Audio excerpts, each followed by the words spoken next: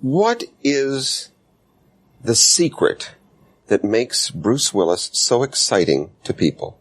I think because the characters that I play are, people that maybe they know. Maybe they've, known someone like David Addison. Maybe they've known someone like John McClane. I don't really analyze it that much. I'm very surprised, very, pleasantly surprised that, people respond the way they do to my work. Especially in this film, in Die Hard.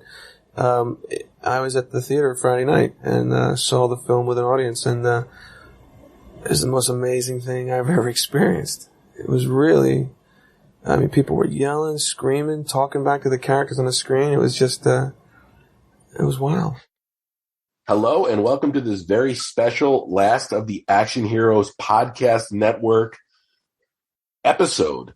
And I'm going to bring on my co-host for this episode, who is the founder of the network. He is the host of the Going the Distance, the Rocky series podcast, the One More Round, a further exploration of the Rocky series, the great new Rambo podcast, the It's a Long Road, along with a bunch of podcasts that aren't here on the network that I'm sure we'll talk about. It's Ryan Rebalkin. Ryan, welcome. Thanks, Greg. You know what's funny? I am so excited that you are actually hosting the first Last of the Action Heroes podcast show that I'm not hosting. Like, you took charge of this, and I'm really thankful. That was actually when I created the Last of the Action Heroes podcast network, when I had the idea that I want to invite accomplished, well-spoken, fun hosts, which everyone is of these shows.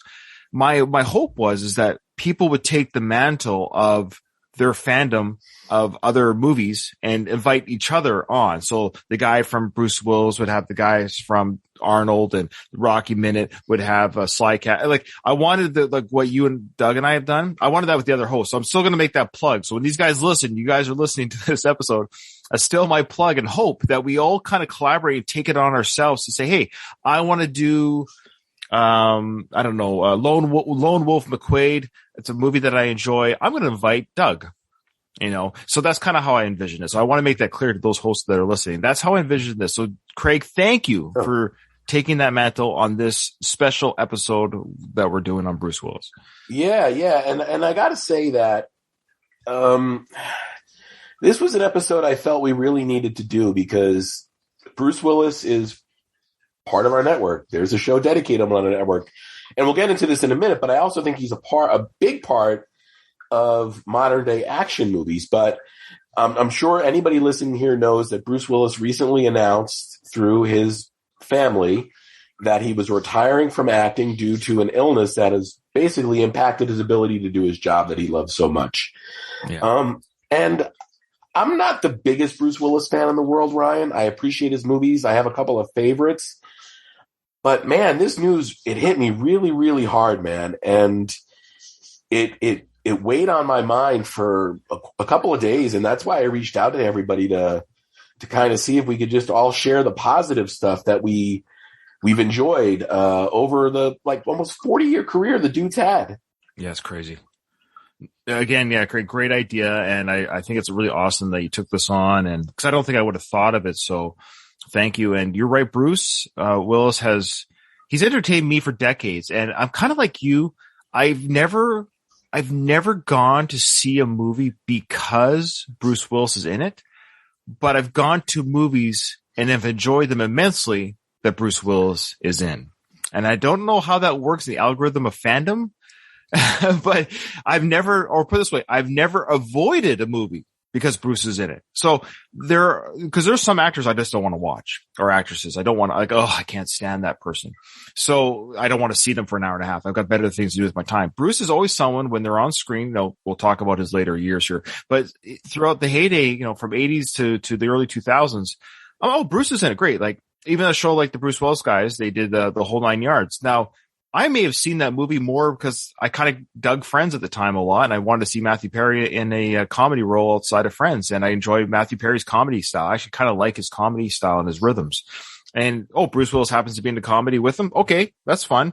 Pulp Fiction. Of course, you could almost argue it's probably one of the best movies Bruce Willis has ever been in. And it's Pulp Fiction with Quentin Tarantino. But again, I didn't see it because of Bruce. I actually saw that movie. I talked about it on your Jack Rabbit Slim show. I saw Pulp Fiction because I'm a huge fan of Uma Thurman. I have a huge crush on her. And when I was 18, she was in this movie, looking all cute with that bobby haircut and whatever. And she's reading that comic book on the bed. I had no idea what it was about. I had no idea what I was getting into, but I saw it because of Uma. So again, every Bruce film I've seen, Sixth Sense, another incredible film. But I saw it because of the buzz at the time, 1999. Everyone was talking about the big ending. And I was like, I gotta see this movie before I get it spoiled. So I went to go see this movie because of the big ending. So again, Bruce has somehow attached himself, cleverly so, or either his agent or whoever's reading his scripts, he's attached himself to some incredibly successful, fun movies. Yeah, and we'll get a little into the filmography in a bit, but I think first we'll just throw to Josh and Kendrick from the Where There's a Willis, There's a Way podcast and get their thoughts on Bruce as he's made this announcement. Awesome. Hello, this is Kendrick Martin. And this is Josh Carter. And we host the world-renowned podcast, Where There's a Willis, There's a Way. We're here today to talk about Bruce Willis, which is what we talk about normally. But we're doing a little special tribute just for our man. Our sweet cue ball of a boy, Bruce Willis. Our sweet cue ball of a boy, Bruno himself. The Bruno. So our podcast has covered 31 movies, I think. We started, if you haven't been listening, we started sequentially with his first movie, Blind Date, and worked forward to the year, we're currently in the year 2000. The last episode we recorded was The Kid. And yeah, we're just going to kind of like talk through his career up until now. Any other comments we can make? Yeah, Josh, I don't know if you have any other lead-in notes you want to let people know about, or? No, I'm sure that others in the cast so far have already gone over kind of what's going on. But basically, if you skipped around just to get to our bit, as you probably have heard, Bruce Willis is retiring from acting. He has several more movies coming out in this year, kind of continuing along with the segment of movies that he was making, where they're super low budget, just trying to get you to see Bruce Willis on the front and be like, hey, I'm a 50-year-old dad. I watched Bruce Willis as a kid. I should get this. So they're not much of something, but we are still in the genuine era of his career in our podcast, and so we kind of wanted to shout out some of the different movies that we have liked and maybe talk through and reminisce a little bit and stuff like that. Yeah, I think it's really easy now to look at Bruce Willis over the last 20 years and see him as kind of a, classic Hollywood action hero type, playing a lot of his stereotyped roles. But I think, and Josh and I have talked about this a lot in our podcast, about how surprised we are at the different twists to his career and kind of how he really challenged himself. He specifically seeked out actors and directors and other filmmakers that he wanted to work with, and oftentimes like took a pay cut to work with them. So seeing him kind of in his career prime, it's been really neat how he's challenged himself and, as a person has a deep career history that can be often overlooked if you just kind of think of him as the guy who did Die Hard. So yeah, let's just kind of run through a couple of these. So the first two we did were kind of connected because they were both Blake Edwards films. So Sunset and Blind Date were his first two movies. And Josh, I don't know if you remember, but you didn't really particularly like either of these. I didn't like either of them. And I remember the reason that I didn't like Sunset is that it's kind of just like not as good as it should be the entire time. But Blind Date, I remember liking the end like 30 minutes because they go to like a weird transition from like a One Bad Night storyline to like at this guy's house, and there's like a wedding that's going on, and it's very like, it's a mad world about everything, and so tons of shenanigans happen. I remember liking that part, but yeah, it's interesting seeing especially where he's come from and everything, because he was playing like a rom-com dude essentially back then. He wasn't even into the action stuff at all. And that's like very in line with what he was doing on TV at the time, because he was in the Moonlighting series, obviously. So yeah, I guess, yeah, we skipped over the fact that he was so well known for Moonlighting, and Moonlighting, unfortunately, is kind of hard show to watch now. We were able to get a hold of some DVDs and watch some episodes from some of the seasons, but you know, that was a multi-season show. Really broke a lot of the mold when it comes to TV, especially in the 80s. So it was kind of fascinating to kind of see how they were, you know, well before the streaming era and well before the internet, were writing episodes up until, you know, minutes before they recorded, and they were recorded like very briefly before they aired. And so it was like super back to back to back. And really interesting show. I, you know, always hope that show can somehow find a platform that it can be seen easier, your Hulu or something. So maybe with the news of Bruce Willis retiring, there'll be someone who kind of buys the rights and can stream it. I don't know how that works. I don't know who owns the rights right now, but yeah. So his career was definitely comedic, kind of like romantic lead. And so Sunset and Blind Date were both leaning into that comedy pretty heavily. Yeah. I remember Blind Date really liking the one joke where that guy continues to drive through walls and is always driving into like ridiculous like flour and factories. Stuff like yeah, it's like, you know, dish soap or flour, and he just like hits the wall and just gets covered in whatever. I don't know why that gag just really worked on me, but it did. Yeah. Okay. Then next is Die Hard, little known indie film. Yeah. Super small, which I think is German for the hard. That sounds right. That sounds right. Is that East German or West German for the hard? Because at that point there were still two Germanys, right? Fair. They spoke the same German though. Oh, they did. Damn, I got to brush up on my linguistics class, I guess, from 1988 or 1989 or whenever that came out. You know, people have written novels about Die Hard in the amount of work. I don't know if we can really add much more to it. I've seen it a couple times since we recorded this episode, which wasn't even that long ago, but you know, it still holds up. It's a great movie. It's fun to watch at Christmas time with the kind of like, menacing, Christmas Carol that's like playing in the background. And then, we joke about this in our review, but the end, it's like they kill the bad guy and then they're just like, whew, so glad we finally made it out. And then this immediately cuts to have a holly jolly Christmas. It's like such a tonal shock to the system.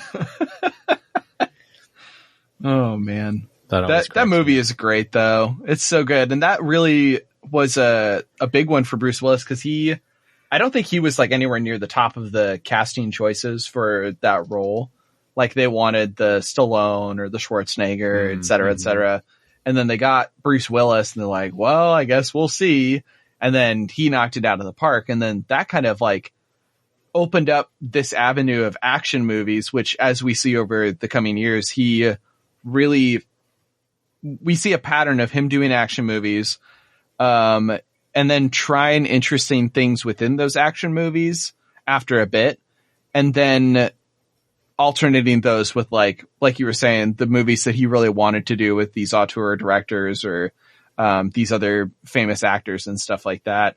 Like he did a movie later on, we'll get to it, with Paul Newman, just because he wanted to work with Paul Newman.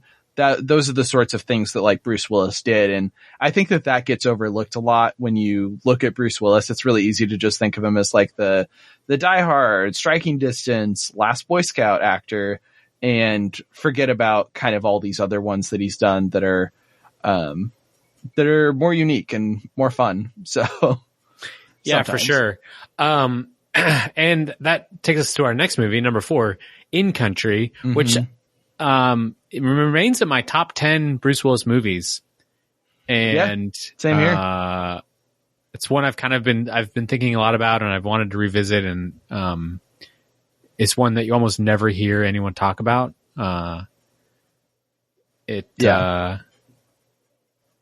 It's where I think we as kind of doing this podcast really started to realize he goes from comedic role to action role to serious emotional role back to back to back to back, and isn't afraid to kind of take chances and try different things and stretch himself as an actor. So yeah, totally agree. Yeah, and then after that he does one of Josh's favorite movies. Yeah. He's in Look Who's Talking, which I think is a fine idea of a movie that has this gimmick that is pretty much insufferable most of the time. But I like kind of the core story with John Travolta and what the fuck is her name? I should know this.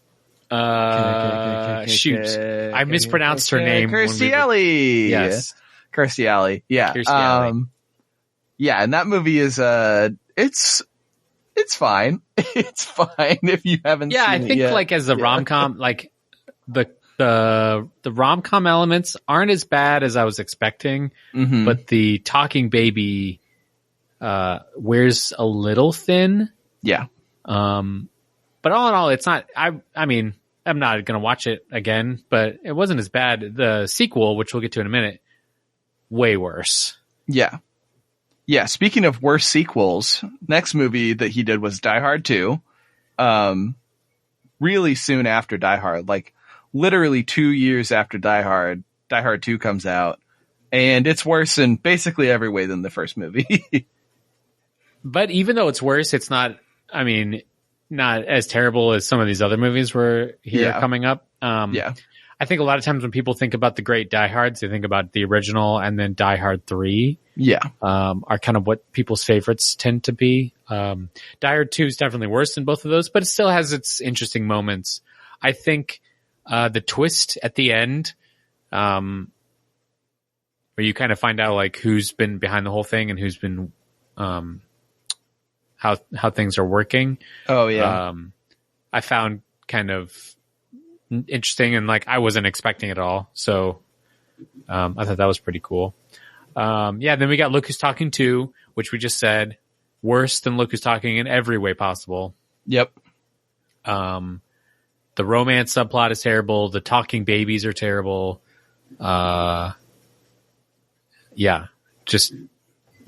It's so hard to watch. Did not particularly care for. And then he does a series of dramatic roles.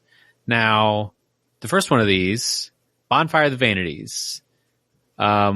This movie is interesting because it spawned, even though Bruce Willis's role isn't huge in this movie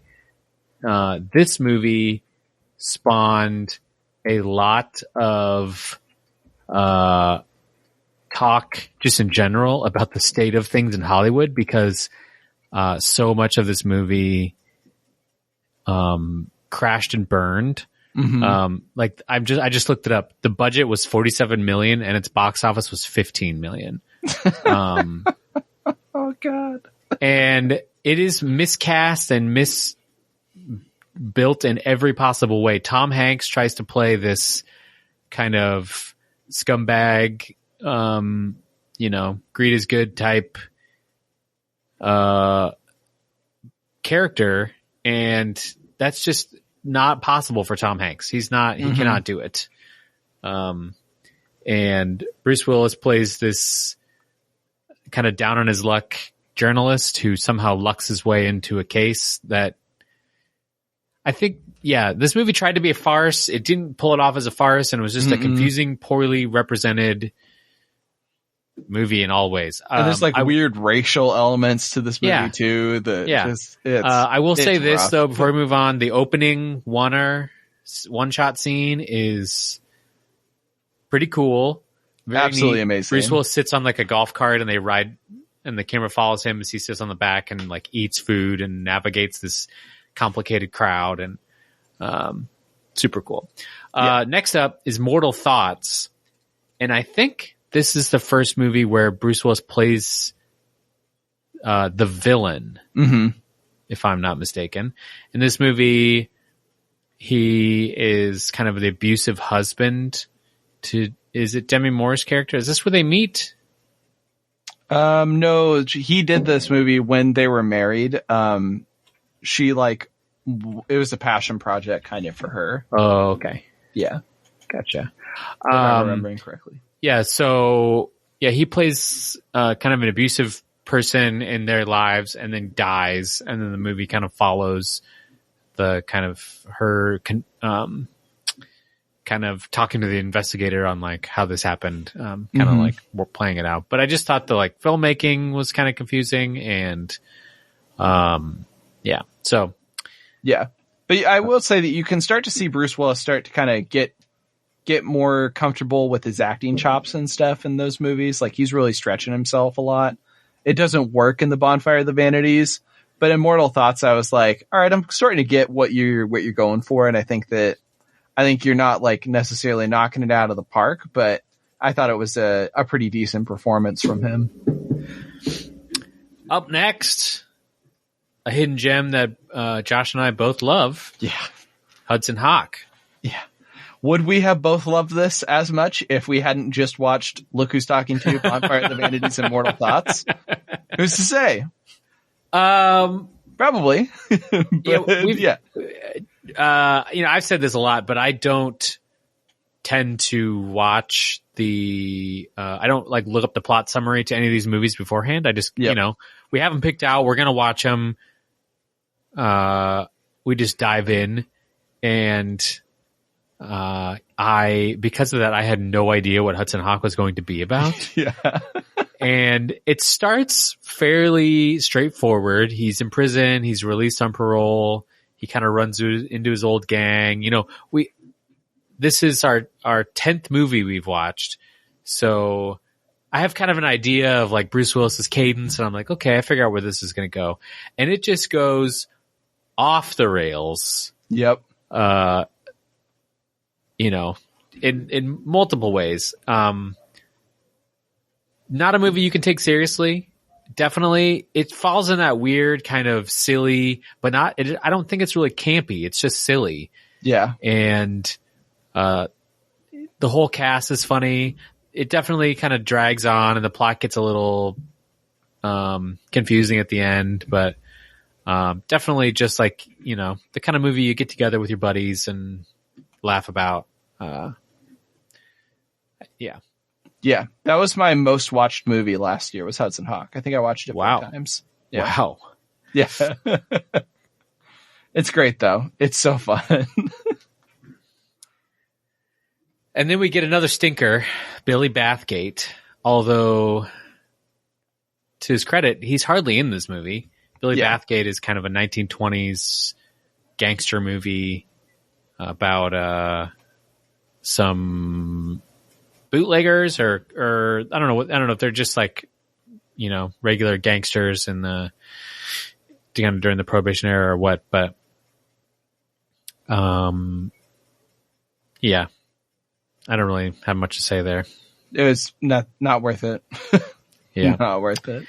Next we jumped forward to modern times and watched his new release Cosmic Sin,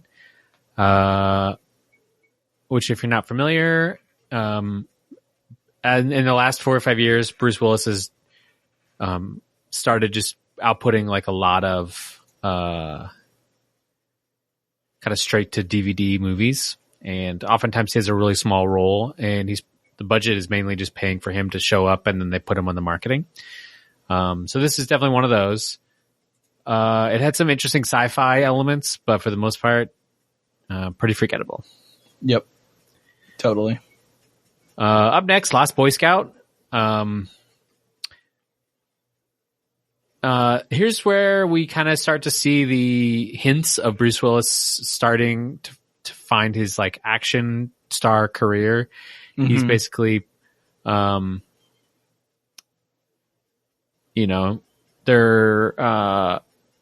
shootouts, they're solving mysteries, they're hanging out at bars, there's helicopter scenes, particularly one at the end, and just that classic 90s action movie stuff, which now is what we know him for, but here is kind of like what he's really getting started. Yeah. Feeling that roll out. Oh, yeah, for sure. Up next, Death Becomes Here. This is another treat. It's a Robert Zemeckis movie that I didn't really know anything about going into, but the cover of this movie has Bruce Willis sticking his hand through Goldie Hawn's. It's him standing next to Meryl Streep and Goldie Hawn, and he's sticking his hand through one of their chests, like there's a hole in her body, and he's sticking his hand through it. And then the other person is standing there with her head on backwards. Mm-hmm. And I was like, well, that's kind of an interesting, I wonder what the allegory that they're trying to tell you with this, cover art here. No, it's not an allegory. It's legitimately what happens in this movie. Movie is bonkers. It is bananas. And I've softened on it over time. I didn't love it when I first watched it, but the more I think about it, the more I'm like, maybe that movie is kind of a bit of a hidden gem, but you definitely have to like camp in order to like that movie, I think. And Bruce Willis's role in that movie is not even that big. No. And he plays like a really, really weird role for Willis, where he's just like there to be the freak out guy, but he's playing like a straight man loser character who's just there to like show how bonkers everything else is around him. And he plays it really soft and subdued, and it's really funny. Yeah, he's kind of like the passive husband character. Yep. And these other two gals are just totally running the show. Yeah.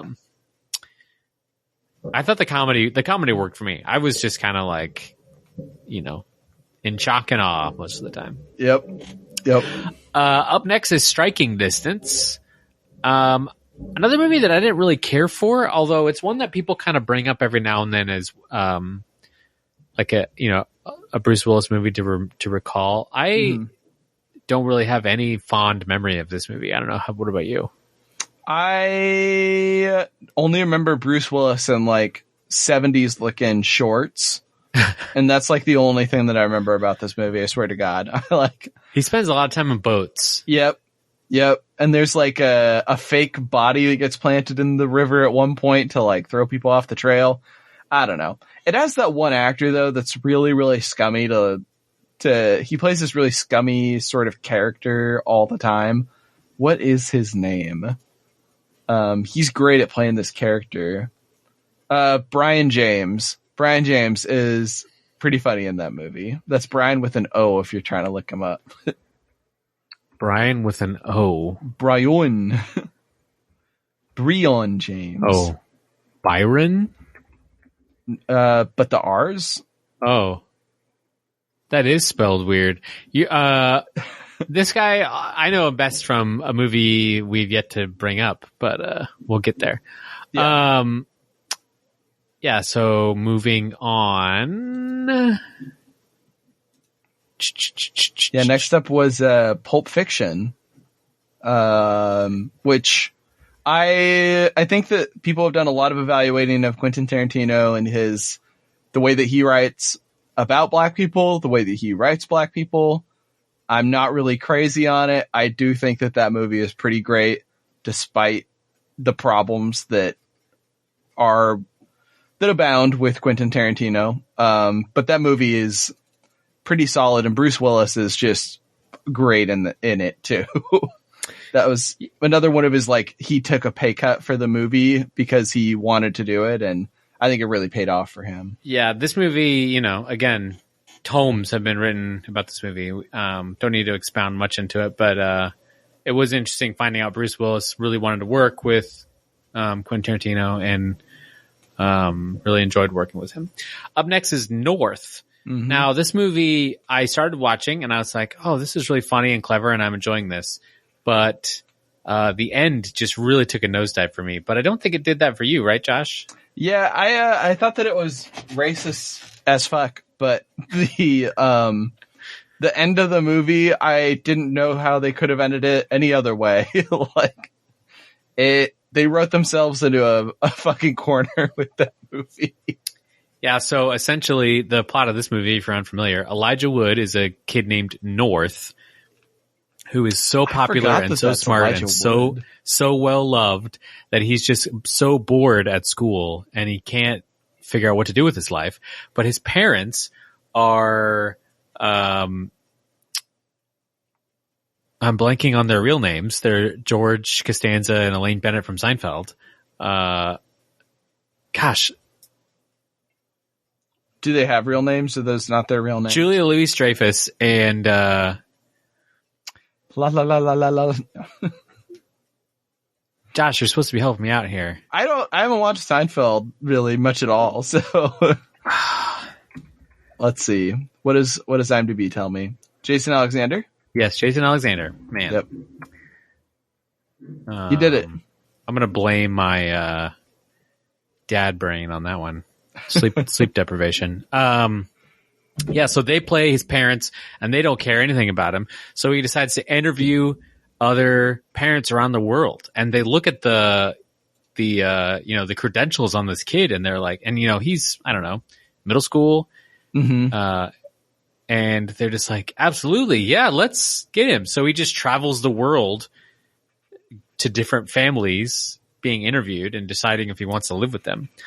So that is about that, leads to what you would expect. But there are some pretty funny moments, including Reba McEntire driving like a limousine the size of 3 limousines, and it's singing a song about Texas. Yep. So that part was pretty good. Next, Color of Night. Now, this movie, again, we see a little bit different side of him. He plays this kind of, I don't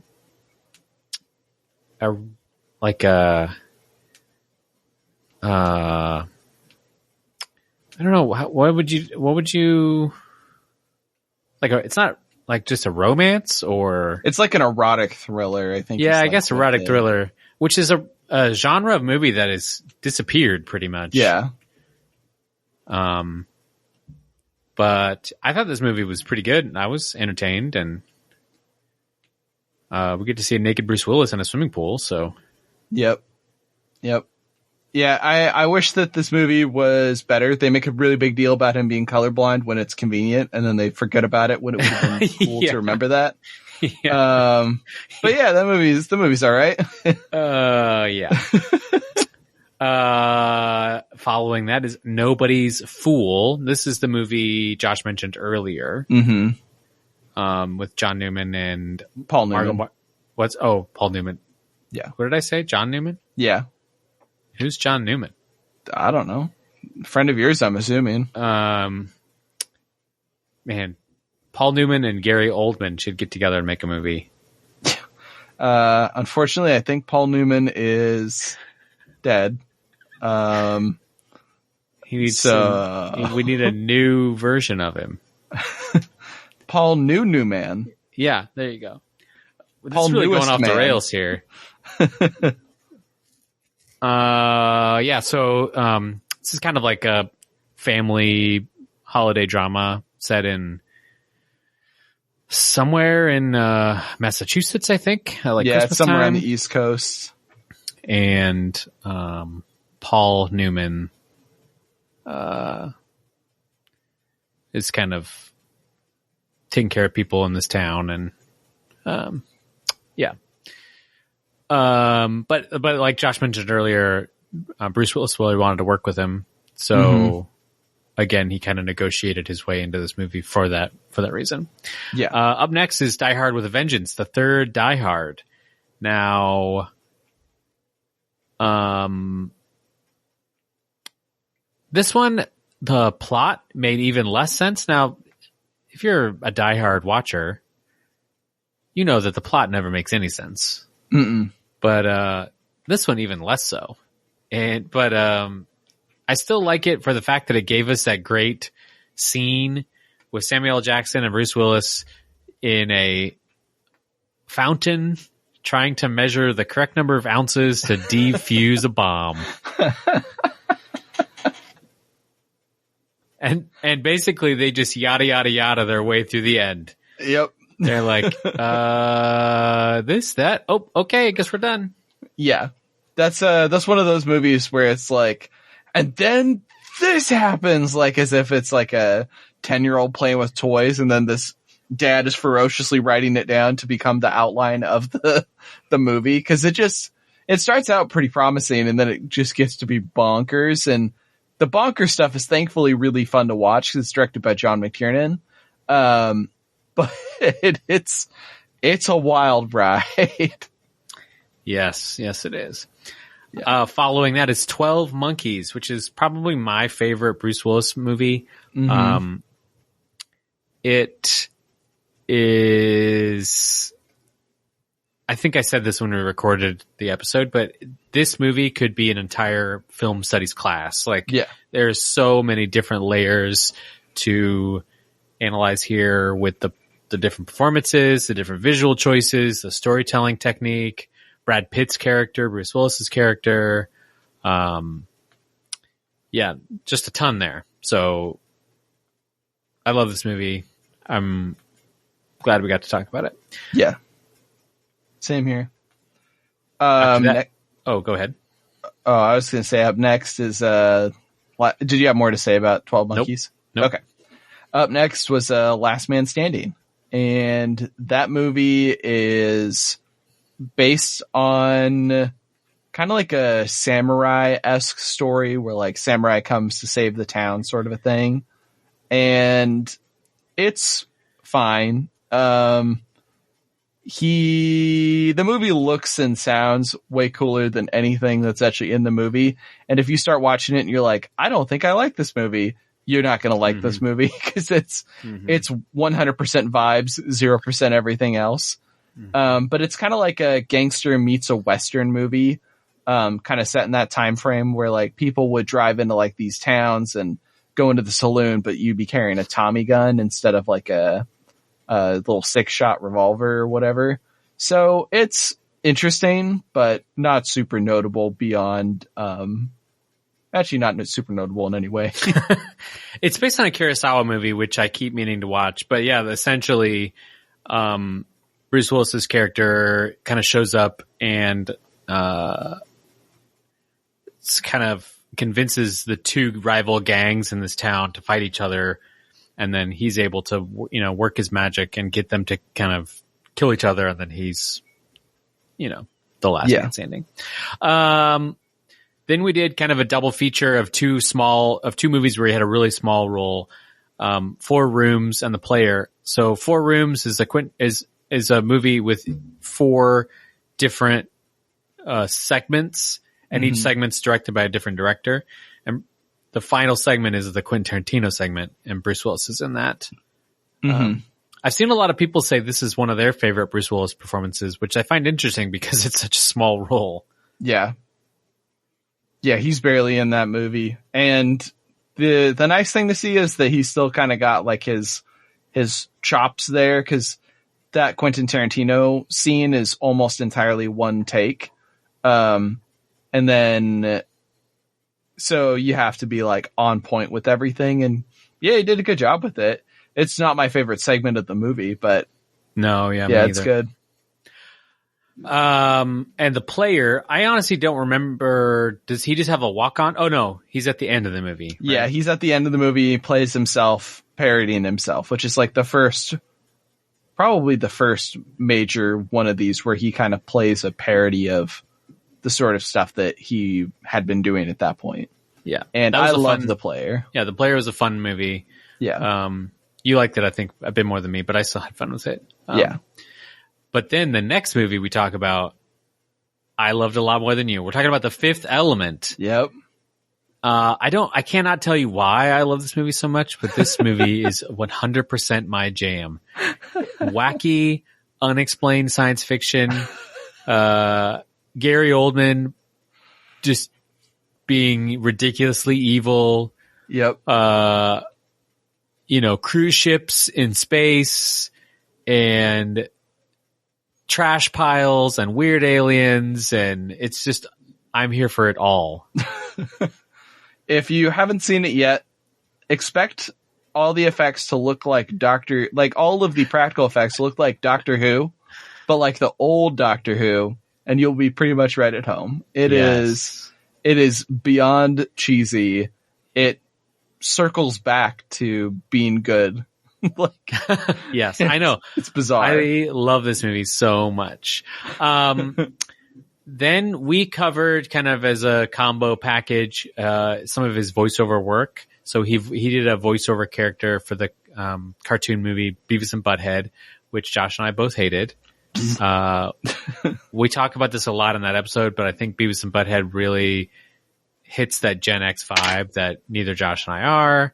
If I found, the entire movie insufferable and really had nothing positive to say. We also talked about Bruno the Kid, which is an animated TV show where Bruce Willis plays the titular Bruno, who's like a super smart kid who the CIA has hired, not realizing he's a kid, and he like goes on spy missions all the time, which is fun, but very low budget, very like every episode is almost the same plot and a lot of the same animations reused.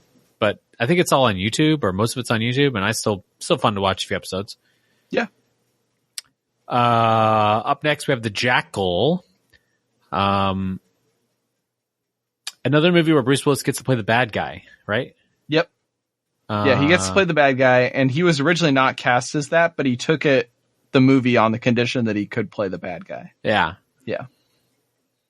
I really like seeing these movies where he plays the bad guy because he I think gets to kind of stretch himself a little more. I think he was kind of too easily typecast as this kind of, last Boy Scout America hero type. But to see him play the bad guy, I thought was really fun. The scene with Jack Black, right? That was this movie? Mm-hmm. Yeah, where he's like testing guns and Jack Black is kind of this just complete doofus, and there's just a lot of wacky stuff in that movie. Yeah. Yeah, that movie is bizarre. It's also like one of the last movies that Sidney Poitier was in, notable for that. And also in one, Bruce Willis is kind of playing this like master of disguises sort of character. And it's really fun to see him do that. But the rest of the movie around him is bad. And Richard Gere's in it, and he has his own story, and he has this terrible Irish accent. And it's a hard movie to watch. It's not a hidden gem, but Bruce Willis does a good job in it.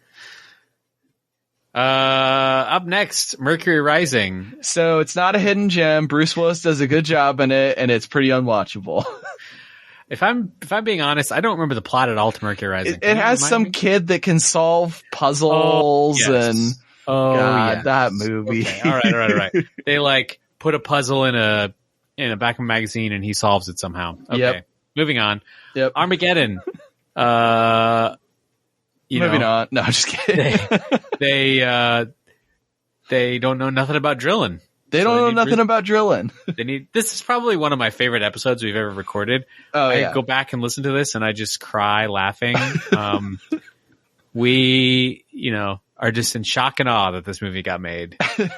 And both of us had a few drinks when we were recording it too, and we were recording it in person. And so the chemistry is there, and it's a a jacked up time, and I was like afraid that I was going to be the only person that disliked this and Kendrick was going to love it, because it's a really well liked movie. But I was so glad that we were both just shitting on that movie the entire time. What a movie.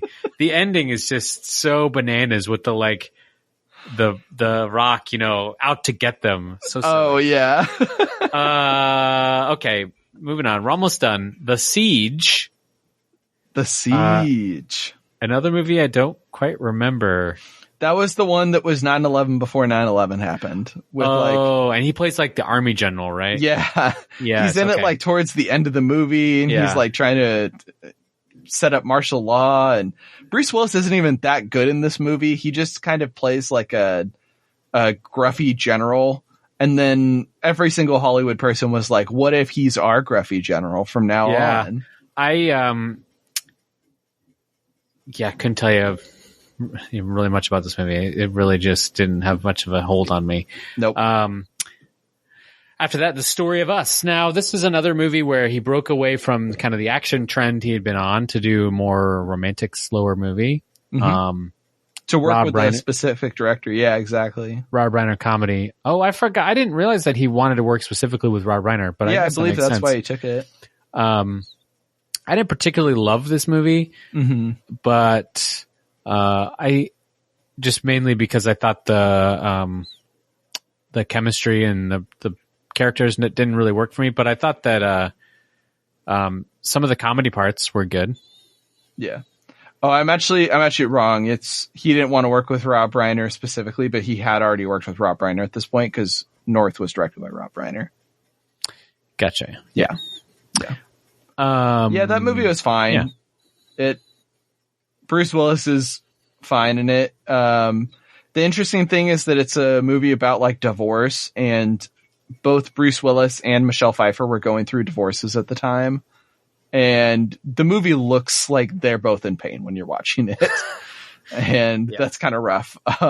That's like taking method acting to a whole new level by accident. So makes me feel sad for them. And then wrapping up our first season was The Sixth Sense. So this movie also is probably one of his most well-known movies. His first time working with M. Night Shyamalan. He will go on to work with him a handful of times after this. But yeah, I really love this movie. This movie really holds up. I thought, the plot was super interesting. The twists were super interesting. It all worked for me. I had already seen it before. It was your first time watching it when we watched it, right, Josh? Yep. Yeah, and it worked. You liked it? It worked for you? Oh yeah, I loved it. And the movie just did gangbusters. Like it had a budget of $40 million, and then it made back $672 million. So it just did tremendously. And I think Bruce Willis signed some sort of deal where he gets like lower pay up front and then good rituals. And he's just gotten so much money from this movie over the years, and he does a really good performance in it. And he what's the kid's name? Joel Osment? Yeah, Joel Osment. Yeah, he's also just great in it. It's hard to say more about this movie than what's already been said, kind of like with those other movies. But yeah, I really liked watching it. It was really enjoyable. I'm excited to do Unbreakable. The next M. Night Shyamalan movie. Yeah. I think it'll be fun to talk about. And then we have The Whole Nine Yards, which we just recently watched. I think it's one of my favorite types of roles for Bruce Willis to play. He plays kind of the anti-hero. He's not really the protagonist, and he's not really the bad guy, but he kind of throws the monkey wrench into the plans. He can play swarmy. He can be menacing. He can crack jokes. He can do gunslinging, gun shooting, all that kind of stuff. I thought that role kind of played entirely to his strengths. Oh yeah, totally agree. And then to wrap this up, a movie that I didn't particularly think played to his strengths, The Kid. Yep. A movie that he did because he wanted his kids to be able to watch him in something modern that's for a family. Yep. And it's bad. And don't watch it. Yeah, that's a real bummer. Yeah. But even if you're a kid, don't watch The Kid. Yeah. Especially if you're a kid, don't watch The Kid. That'll shape you. When you're a kid, you don't know what's good and what's bad, and that'll be like your favorite movie, and you'll have to admit that to yourself as an adult, and that'll be terrible. Yeah, that'll be like a two truths and a dare. Yeah. Or a lie or whatever, and you'll be like, I like the movie The Kid, and you'll be like, lie. Yeah. Nothing good's going to come of that. I know this is running kind of long, but yeah, it's been nice revisiting some of these. Some of these are, I couldn't remember the plot if it hit me in the plot face, but otherwise, some of these classics that I'm really glad I got to watch. Oh yeah, same here. And I think that we haven't really talked about it much, but like one of my favorite things about Bruce Willis, other than the types of things that he took on, the types of roles and stuff like that, but in his movies, he does probably the best like freak out moment. And he has great freak out moments where he just like starts losing it. If you listen to any of our podcasts, in our intro, we have this moment where he's just losing it over something. I think it's in Cop Out. We haven't gotten to the movie yet, wherever he has that line yet in it, and it's great. And Die Hard, he's got that whole like, does it look like I wanted a pizza or whatever? And he's just screaming at the lady. Yeah, it's great. He's known for the freak out moments, and Pulp Fiction, he has a great freak out moment. So I think that he is one of the best Hollywood freak outers of his time. Yeah, he's a A-list freak outer. Yeah, absolutely. So yep, Buddy Bruce, it's been great watching your movies. Yeah. Thank you for all the good performances out there, and I'm so glad that we got a chance to go through and kind of dive into these, because like Kendrick and I have said, we hadn't seen most of these movies before, and it's been a real treat. And I don't think I ever would have either. No. Yeah, I think I had to rent The Last Stand. Would I have watched that movie otherwise? No. Yeah, for sure. Well, yeah, thank you. And if you guys want to follow either of us, you can find me on Twitter at I have to remember what? Joshing Carter? At Joshing Carter. Yep. I had to remember what my Twitter handle was. I'm so glad that you remembered what it was, though. Yeah, that's what I'm here for. And mine is K Martinix. That's KMartinix. Or you can follow our podcast on Twitter at Willis Way Pod. Thanks for listening. Thank you, everybody. All right. So that was Josh and Kendrick and their thoughts on Bruce. And they've had a whole podcast dedicated to him, and they're not stopping it. So we've got that to look forward to.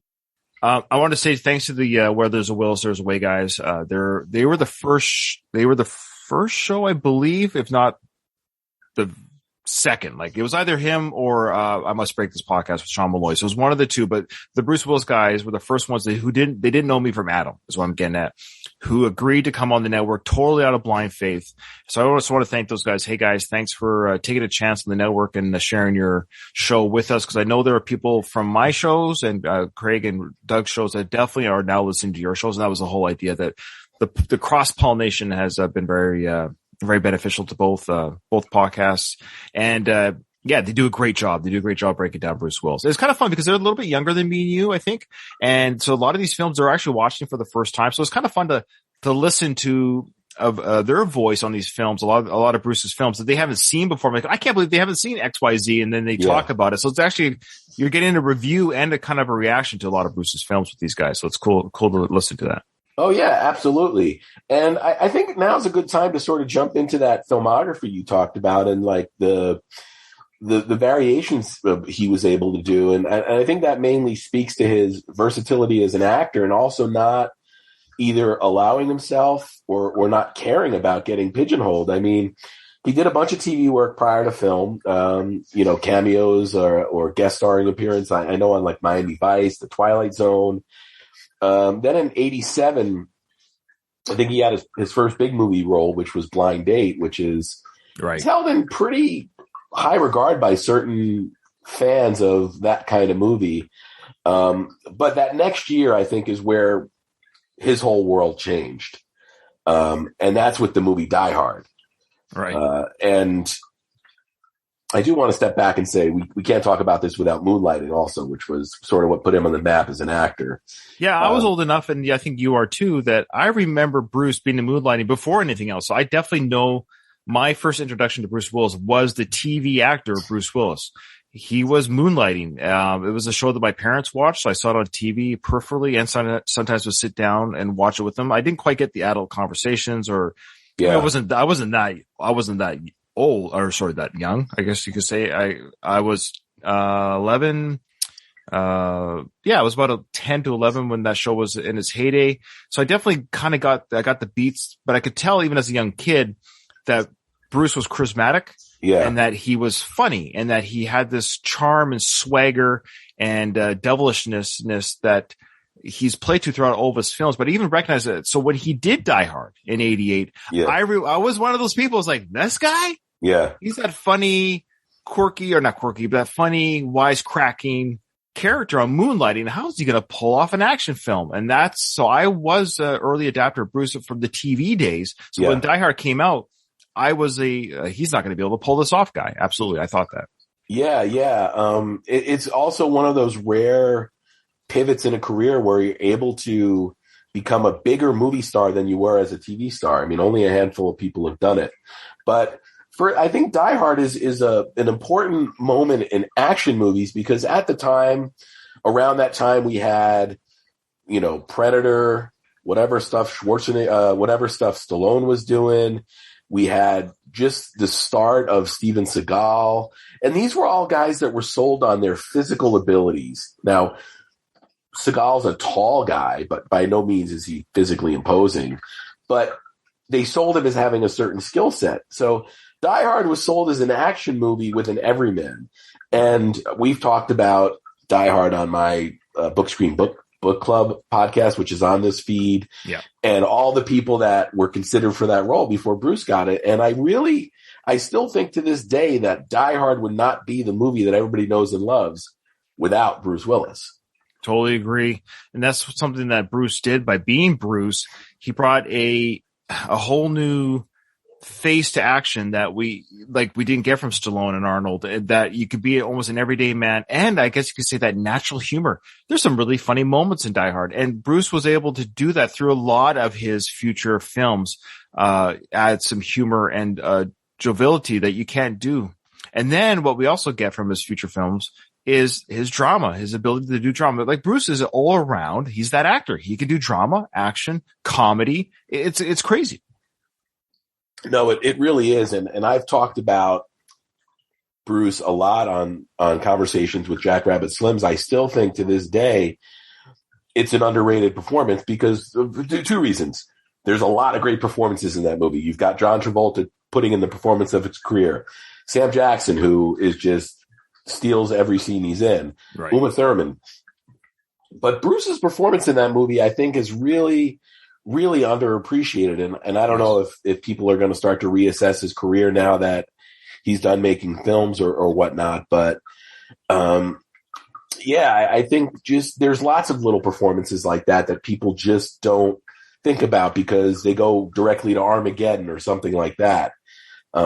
I should say that Bruce, and I don't think I actually said this on the episode I was with you on Jack Rabbits, was his performance in Pulp Fiction is actually Oscar worthy. Mm-hmm. I went to see it because of Uma, but watching it, of course, as years have gone on, Bruce is absolutely amazing in that film. Like, I think, and it's actually not my favorite Quentin Tarantino film by far. I've talked about that as well, but all of the Bruce storylines, those are great. In fact, I'm not a big fan of the Uma John Travolta storyline as much because I'm not a big fan of drugs and drug overdosing and bleeding from the nose crap. I don't enjoy that, but Bruce, his boxing role and his whole storyline and redemption story, he steals the show in Pulp Fiction, hands down. Yeah, and I mean, and that's pretty wild that it was in a point in his career where that was, you can say, a gutsy movie for him to make. And I think that's another thing I've appreciated about him is he'll do these weird movies mainly because he just wants to do them. There was two things I wanted to talk about. And some of this is just conversations I had with people at work. But the first question, it kind of piggybacks off Die Hard, Ryan. Do you think that Die Hard and Bruce Willis as the everyman in that movie kind of created a pivot point in action movies and made it possible for like dudes like Keanu Reeves? Absolutely. And, I mean, even like Nobody with Bob Odenkirk. It just seems like it opened up the doors for other people to sort of get into the action movie realm. I was just curious what your feelings on that were. I totally agree, because if you look at it, came out in 88, 5 years later, mid-90s, both Sly and Arnold, they are not doing well at the box office. Like the decline of heavy metal and hair metal and Sly and Arnold at the box office were about the same time. I don't know if there's the changing generations or what it was, but because you have films like 12 Monkeys and those movies are coming in where there just seem to be these smarter type films, and the films like Demolition Man was like, this was kind of Sly's last little moment in the 90s type film where that kind of action film went away. And I think Die Hard was like the grunge, the grunge movement of action films. Yeah, that's a good point. And you mentioned 12 Monkeys, which I think is another really, really great performance. And I think it gets overshadowed by the amazing Brad Pitt performance. Right. But there's a level of pain and sorrow in Bruce's performance in 12 Monkeys that I don't think he's achieved in any other movie. Possibly Looper, which might be one of his last great films. But I think 12 Monkeys, it's a challenging film. It's a Terry Gilliam film, and most of his films are challenging. But if there's somebody listening to this that hasn't, for any reason, seen that movie, if you really want to see Willis at the edge of his sort of going out as far as he can as an actor, I think that's a great movie to watch. So at work, Ryan, somebody mentioned to me the Look Who's Talking films, and they asked a question that I thought was pretty interesting, and I know what my answer was, but do you think Look Who's Talking and those other movies are as successful as they are without Bruce doing the voice of Mikey? I doubt it. I doubt it. I think Die Hard didn't hurt the Look Who's Talking box office. I think just the stardom of Bruce made his voice unique enough that if anyone could pull off this baby voice. Yeah, well, he wasn't doing a baby voice. He was just doing his own voice. Right. Sorry. Right. The voice of the baby. You're right. Of course. Can you believe that movie, though? It would cost $8 million to make, and it made $300 million. It's just one of those lightning in a bottle moments. But I think that's the thing. Like, I can't say it was his choice, but like, whosever choice it was to be like, let's just do your voice. We're not going to do you doing a baby voice. And I think that really what sold that movie. Before we continue, we're going to let the 6 Degrees of Schwarzenegger guys jump in with their thoughts. Hey, what is up, everybody? It is John and Kevin from the 6 Degrees of Schwarzenegger podcast. We hope you are all doing well. We're coming at you with a little bit of a special edition snippet here. First of all, how you doing, Kevin? I'm feeling good. Some of the guys from the podcast network, they wanted to put together this special team effort, which we were happy to oblige. We want to all sort of reflect on our thoughts on Bruce Willis after hearing his sad diagnosis from his family. Right. Yeah. So, I mean, my thoughts on Bruce Willis are, I feel like even though looking over his entire resume, he didn't do that many action movies, like proper action movies. I still feel like he's on the Mount Rushmore of action with Schwarzenegger and Stallone. Yeah, I agree. Completely agree. I think Die Hard on its own put him up there, and he just stayed there forever. Yeah, and he had some other great ones as well we can mention, but yeah, I think of him and Schwarzenegger and Stallone, and then I don't even know who the fourth guy is. I feel like we've had this discussion before. Maybe Mel Gibson, Van Damme, but those three I think are the head and shoulders. It's interesting that they're like the Planet Hollywood trio, Right.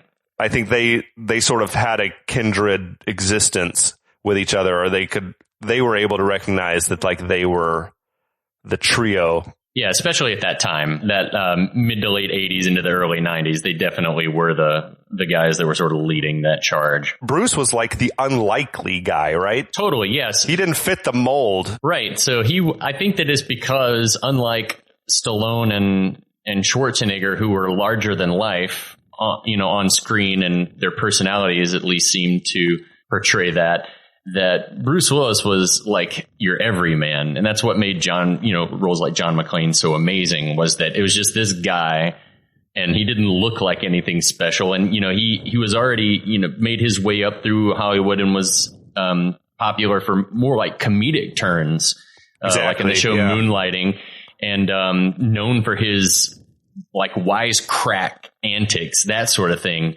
And to bring that to Die Hard really made it something even more special. Agree. He was like the counterpoint, right? Yeah. To Schwarzenegger and Stallone. He was like the unlikely hero, as you said, the everyman, the guy who you could actually relate to. Because, I mean, as charismatic as Stallone and Schwarzenegger are, you don't see guys like that walking around. You can't picture yourself in their shoes. And Willis seemed more like vulnerable or less indestructible than your Rambo or your Commando or whatever, those type roles. And that's an excellent point too, because I'm cycling through his filmography in my head, thinking about like what makes all of the performances in a very varied acting career, doing everything from like new horror or suspense thriller with M. Night Shyamalan and Sixth Sense to something like Fifth Element, which is completely like one of the best sci-fi movies ever made. Yes. To, like 12 Monkeys. And it's like in everything there's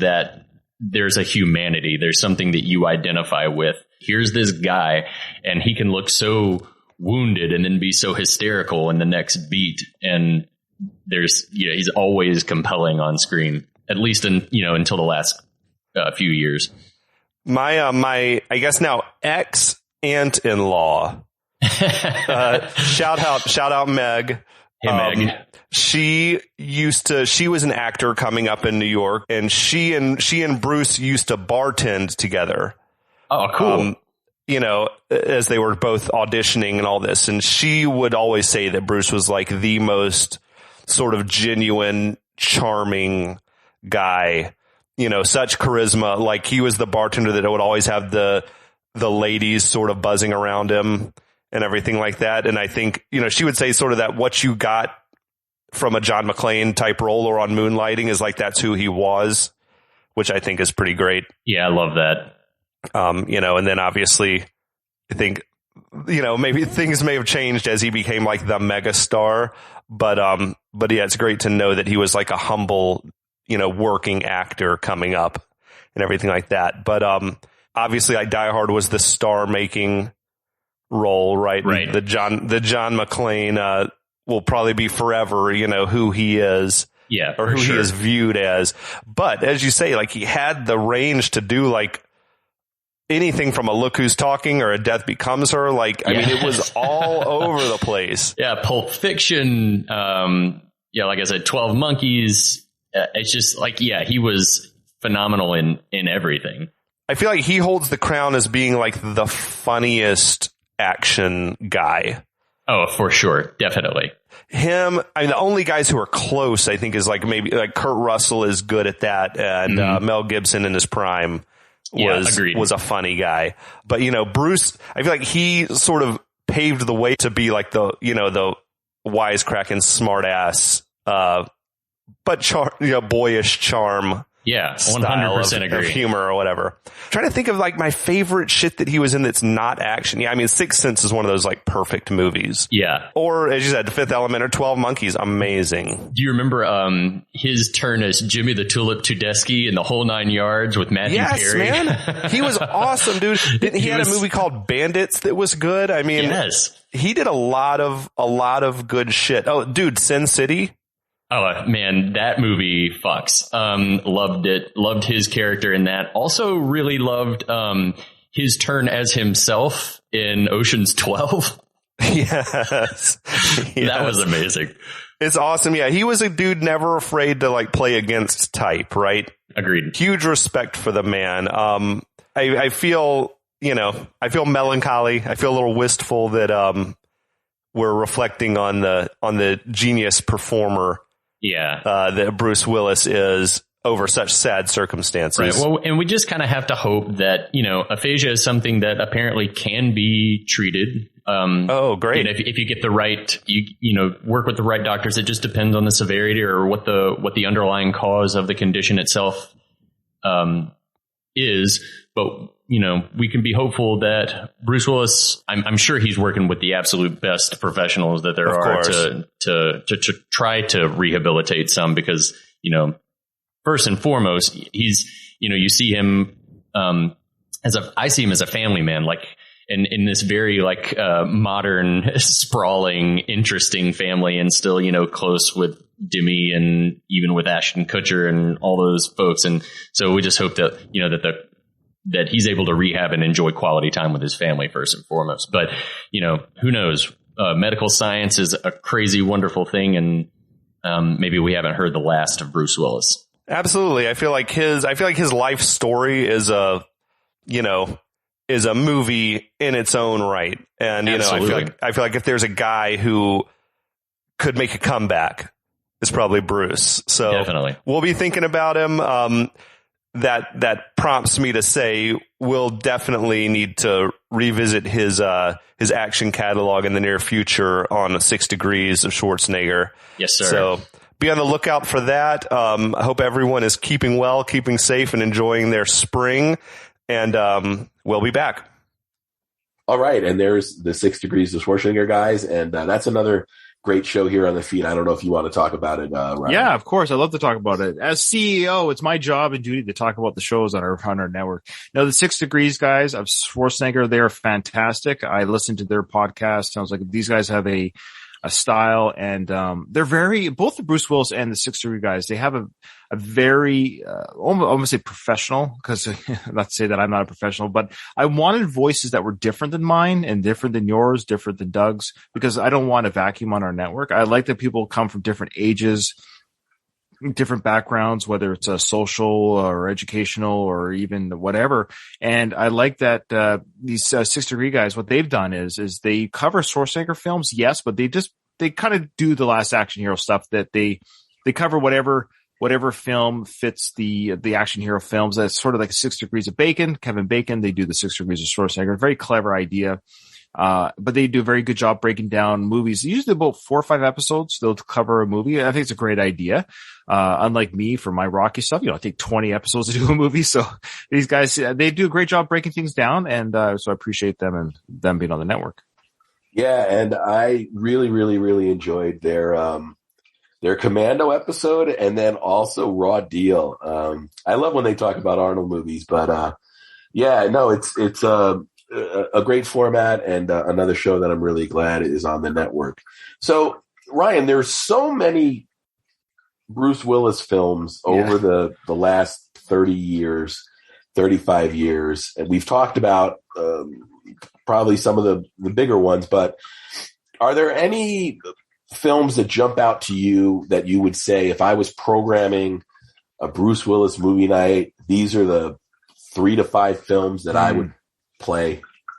Well, we can always talk about this. Are we talking about the standard ones, or maybe the ones that aren't so obvious? It's your night, man. Well, it's Bruce's night. Okay, let me do a quick look here. So I'm gonna take away from the obvious ones, like those Pulp Fiction, the Die Hards, and the ones that people already kind of know.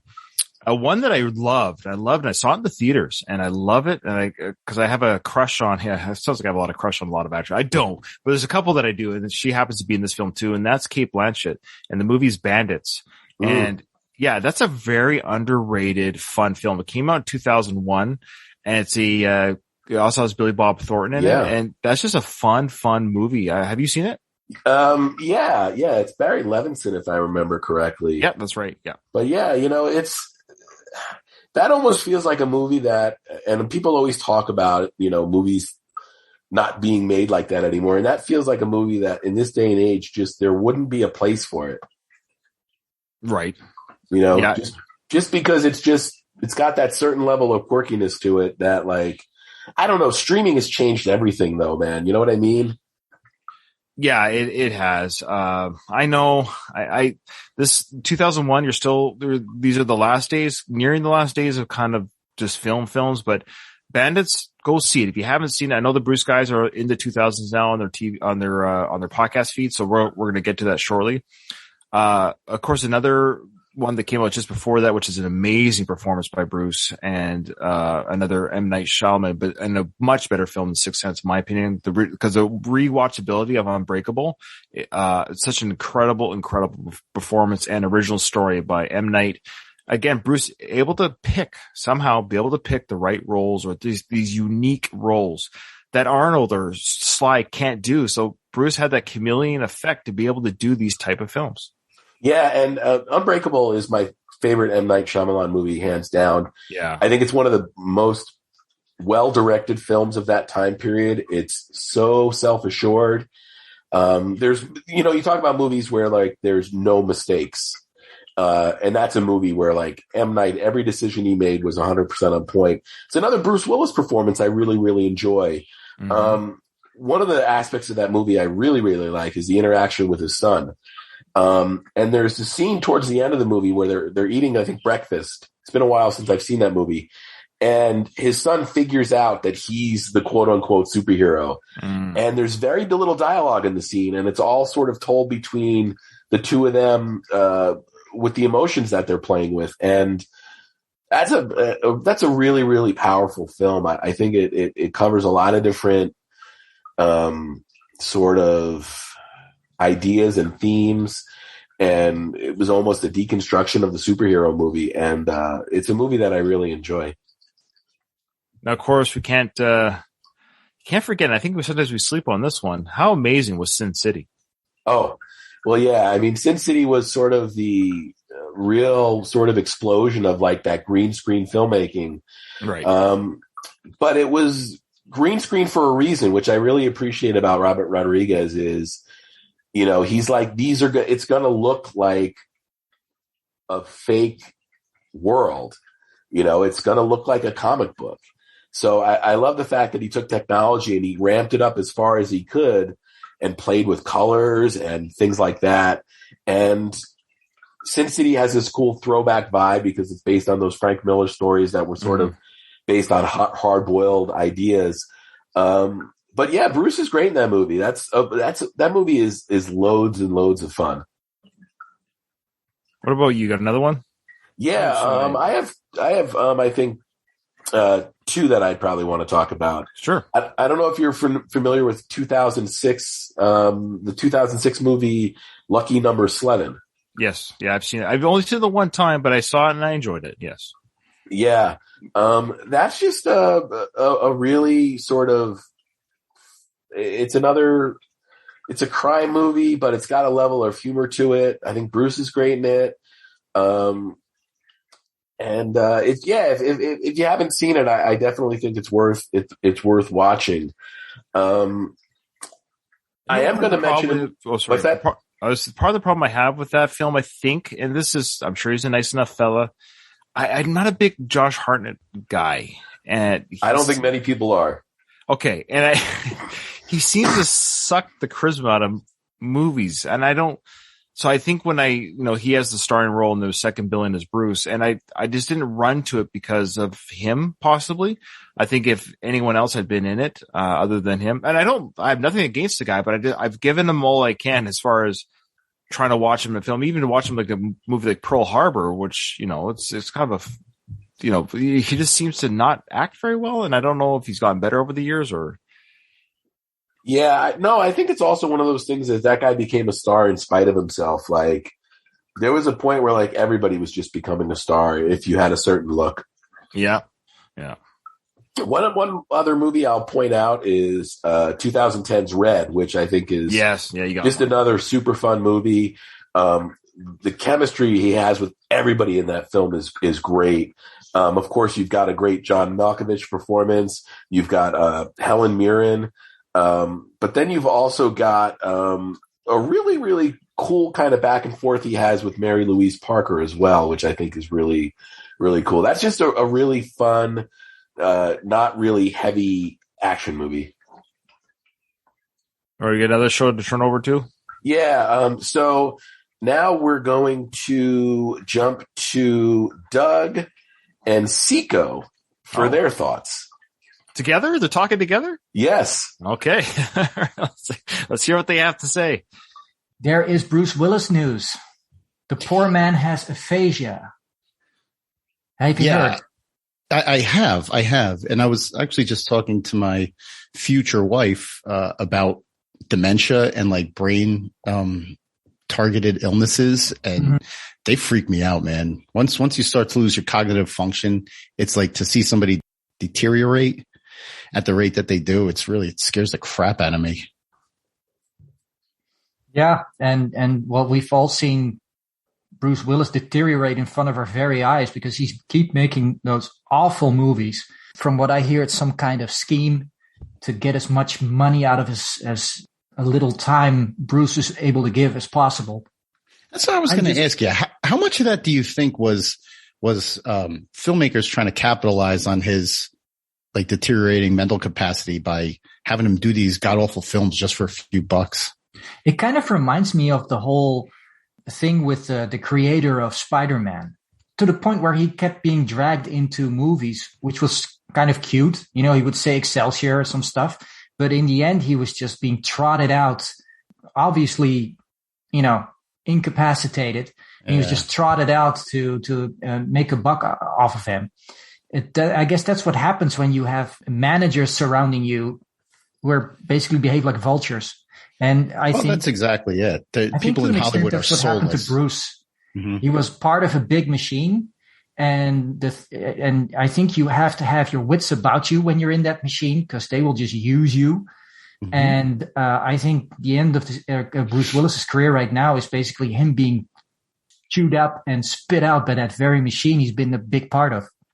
Yeah, and it's sad because you saw how he started and came up and the kind of content that he was putting out. Mm-hmm. And to see him, I mean, a real solid career, you kind of go out with a bang in whatever field you're in. You know, you want to retire on a good, solid note. Well, out with dignity. This past few years have been so sad to see him fizzle the way he has. Yes. And if you look at the likes of, say, Peter Fonda, who went out with an Oscar. He won an Oscar for a movie he did, I think, with his daughter called On Golden Pond. It was a really dignified ending to his career. It bookended his career. He got an Oscar for it, and he just bowed out gracefully. I think that's the best way to go. Like Stallone got his, Golden Globe, and then he got his Oscar nomination. Mm-hmm. That's as good as it got. Mm-hmm. He should have bowed out gracefully after that. He should have quit. He's, and we all know Stallone is no Oscar darling. So no, I don't think he's never going to get like a Lifetime Achievement Award. I don't think he's ever going to get any accolades by the Oscars. No, by the Academy Awards. So, and probably rightfully so. Mm.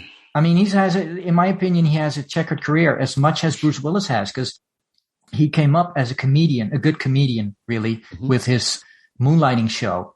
Yeah. And I really enjoyed that. I watched that back in the day. Most of the stuff he did was basically just comedic stuff. And then I think he became a victim of his own success because Die Hard came along and that became his career. Whereas if you really look at what he did in terms of filmography, most of the stuff before that was mostly just, he was a comedian, really. Mm-hmm. And he did that well. I mean, we know Stallone tried his hand at the comedy and it didn't work out so well. I'm sure Stallone is funny with his friends, but it's like singing in the shower. You know? Yeah. Yep. Your own best audience. And it's the same with Bruce Willis. To me, he was always the action star in terms of he didn't look the part.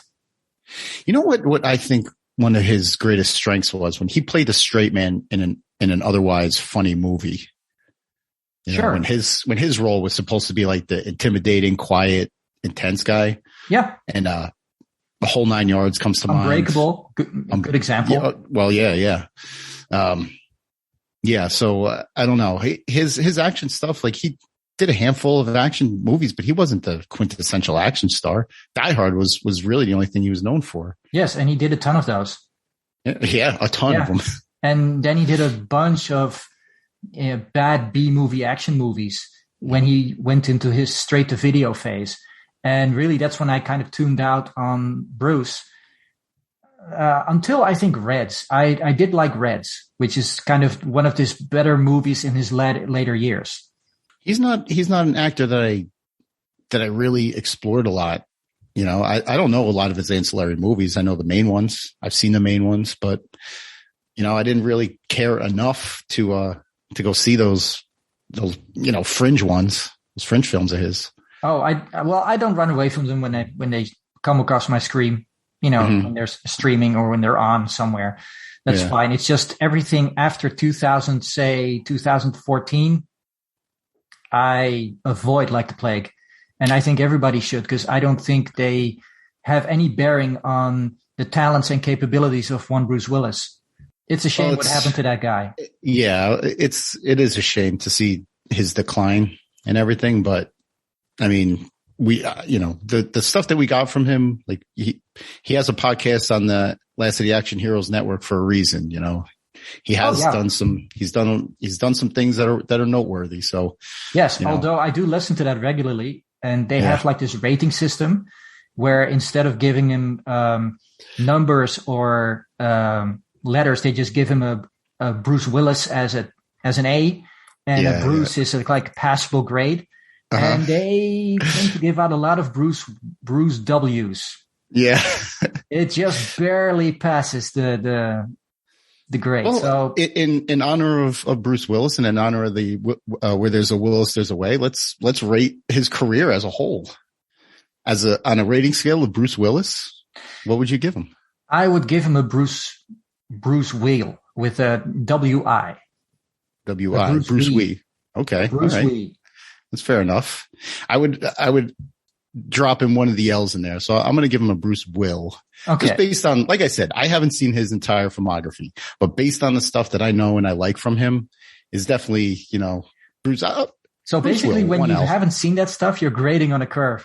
Yeah. Oh, for sure. For sure. And for the record, I happen to love Look Who's Talking. So do I. I think the Six Down Under guys did a podcast on that, and it's like their most listened to podcast ever. And I loved it because I loved Look Who's Talking back in the day. Not the sequel though.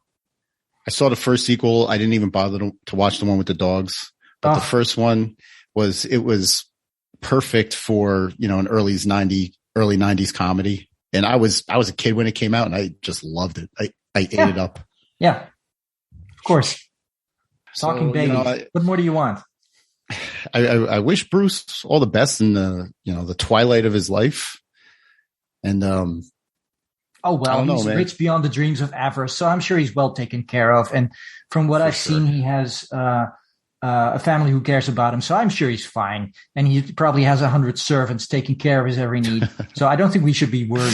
We're not weeping for Bruce. He's not in Scientology or anything. They're not going to bleed dry. He's fine. He's just he's stopped making awful movies. So in my opinion, that's a good thing. I applaud this. I'm happy.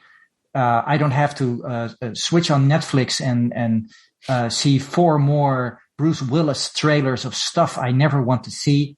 Right. I'm good. I can just watch Die Hard another 100 or maybe another 200 times and reminisce. And that's that. Well, here's to Bruce, I guess, right? Here's to Bruce. All right. So that was Doug and Seiko. I think they were sitting down and recording for something else, so they were able to. Okay. They got an Arnold project. They probably plugged in that clip, but those guys are. Well, of course, I know Seiko from his Mel Gibson podcast, Hugging the Cactus on our feed, and Doug of Rockyman to Fame, of course, and look forward to their Arnold podcast as well. So I think overall, there's a lot you can say about Bruce Willis and his career. And so my question is, Craig. Yeah. I'm looking at his filmography here, and it's heartbreaking. It is. Meaning from 2017 to 2022, he's got, I'm counting quick, like 20, 25 films. Yeah. And not one of them are anything.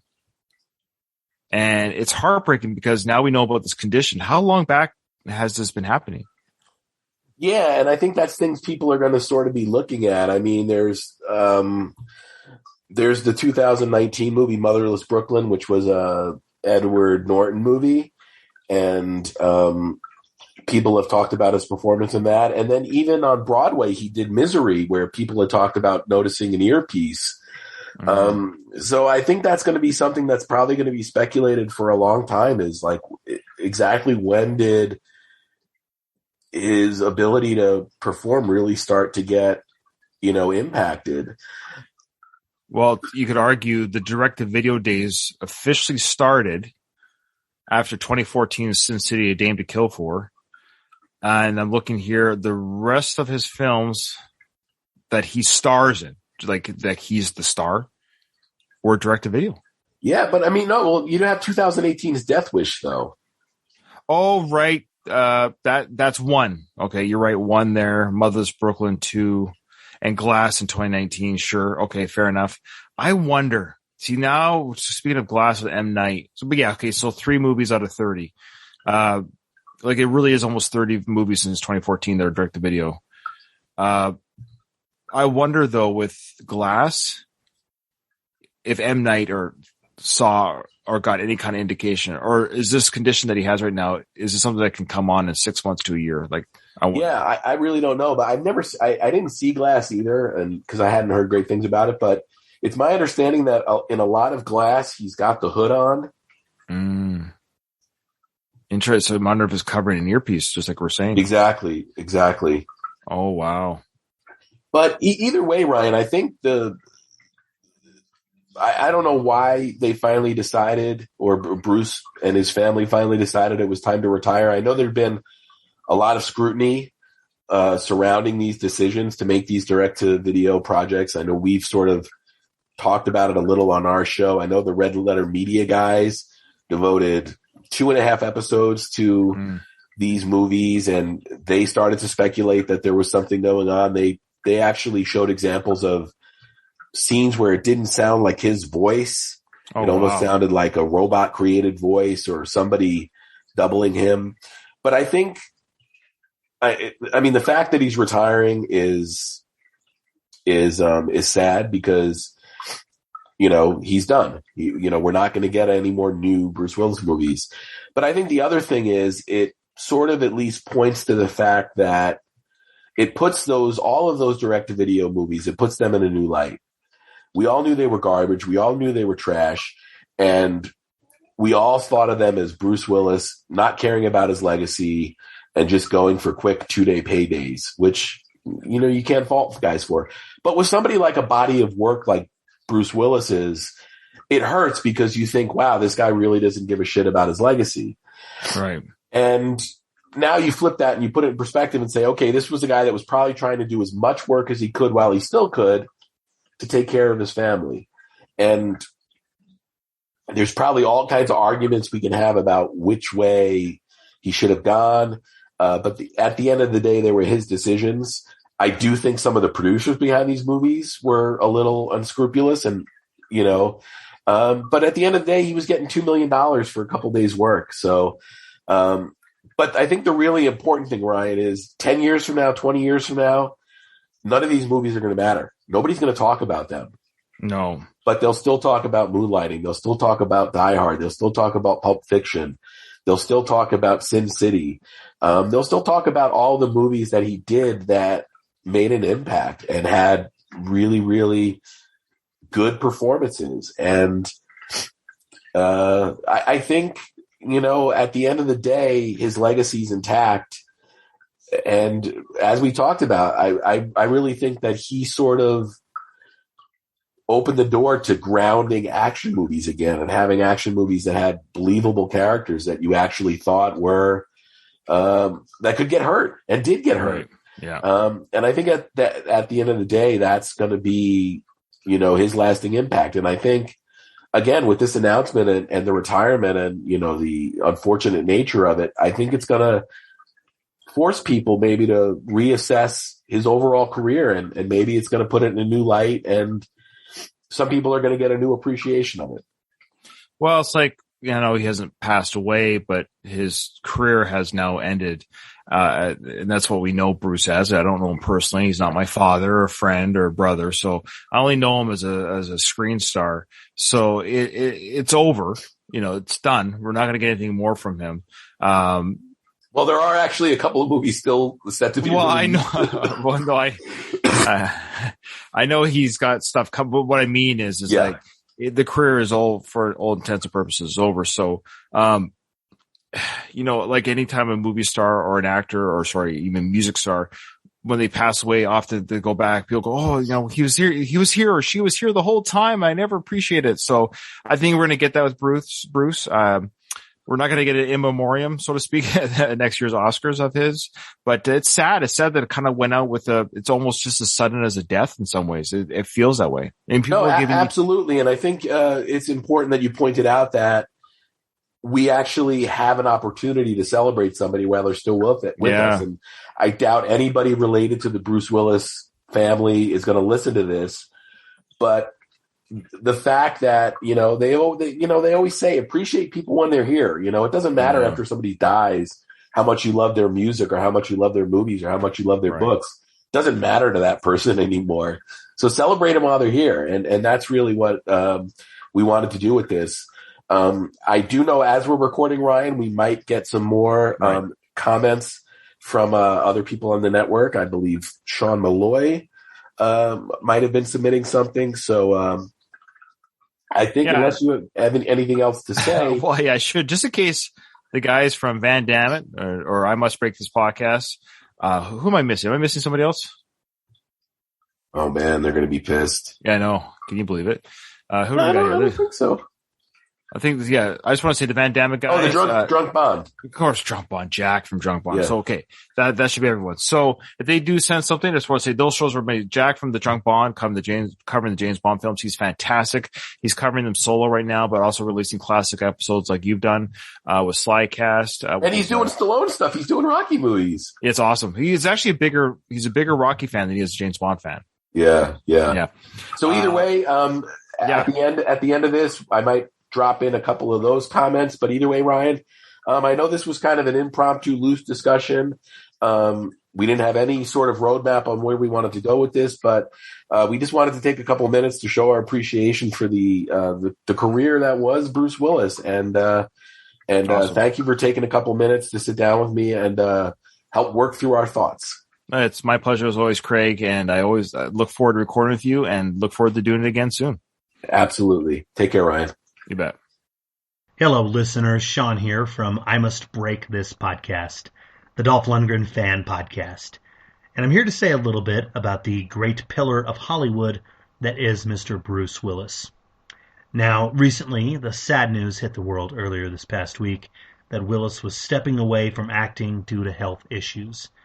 His extremely prolific output of the last couple years has been the subject of rumors, and now that it's officially been confirmed, it makes it all the more hard to believe that here soon we won't be seeing any more Bruce Willis movies. Now granted, like any actor, Bruce has quite a few bad films on his resume, yet he also has quite a few classics of not just the action genre, but also within the comedy and dramatic genres that are important to note. In short, Bruce has always felt like that cool relative who was always around hanging out at family reunions, cracking jokes.